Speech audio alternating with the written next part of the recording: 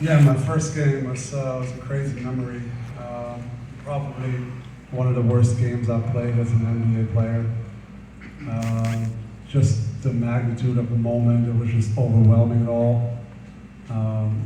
Changing in the locker room all of a sudden, Steichen standing right there looking at me. I'm like, what are these people doing here in the locker room? Like, this is the players getting ready. It's just, everything was so different that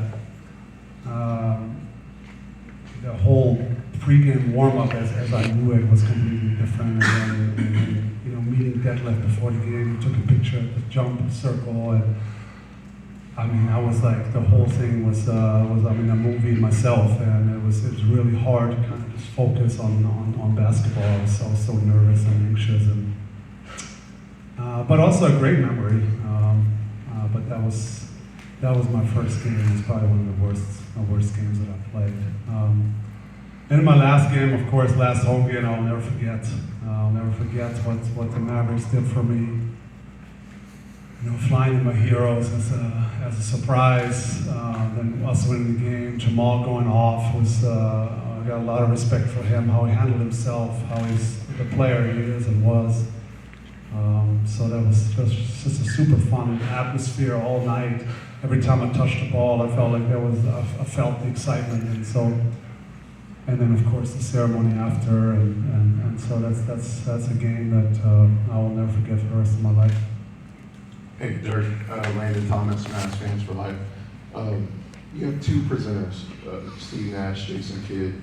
Just walk us through the process of choosing two instead of one, and how did those players, how much they meant to you? So I actually wanted three. I wanted Nella to be there as well. Unfortunately, he can't make it. And so that left me with two Hall of Famers. Obviously, the presenters have to be Hall of Famers, and the two I played with are still great friends of mine. So it was that was a no-brainer. And I kind of asked both, hey, do you guys mind sitting on the stage? And as a presenter, you don't really have to do anything.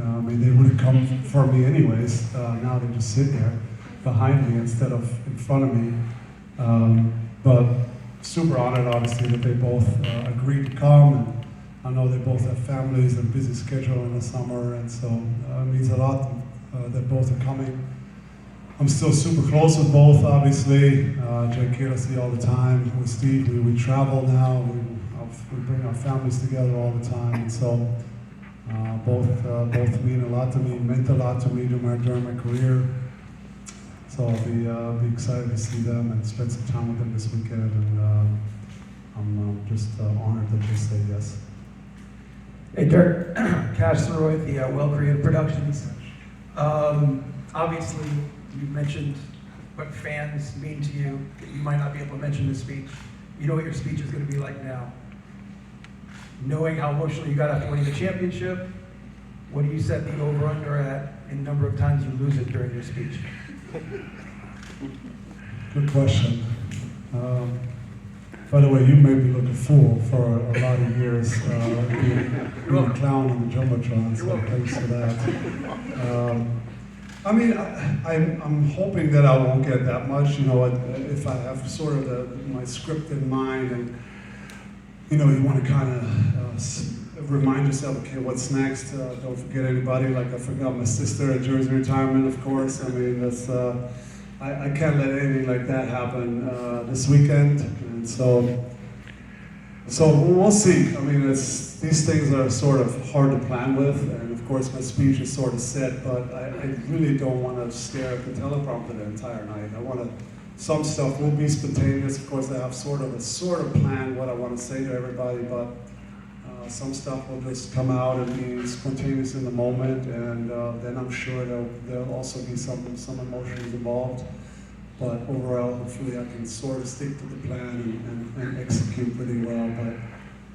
But so leading up, I watched a few inductions, of course, from my friends. I watched Steve and Jake Kidd, and I watched Timmy Duncan, and the first thing he goes up and says, man, I played a lot of Game 7s, but actually more minutes now than any Game 7 ever. And I sort of feel the same way. Obviously, I'm not huge in public speaking. I'm not huge in being in the limelight. So I feel the same way. I've been super nervous leading up to this now the last few weeks already. So I'm going to try to hold it together and hopefully just execute and really just express that I'm extremely grateful to everybody who's been involved in my career. Really, that's all I want. A couple more, and then we got to get Dirk out. Yes. Hi, Dirk. TamaraMavs.com. I think when I look back at your career, one of the highlights a lot of people may not know is that you would get thousands and thousands of fan mail over and over, and you would sign every last one in the office. You'd be there late at night. Where did that passion for doing that come from?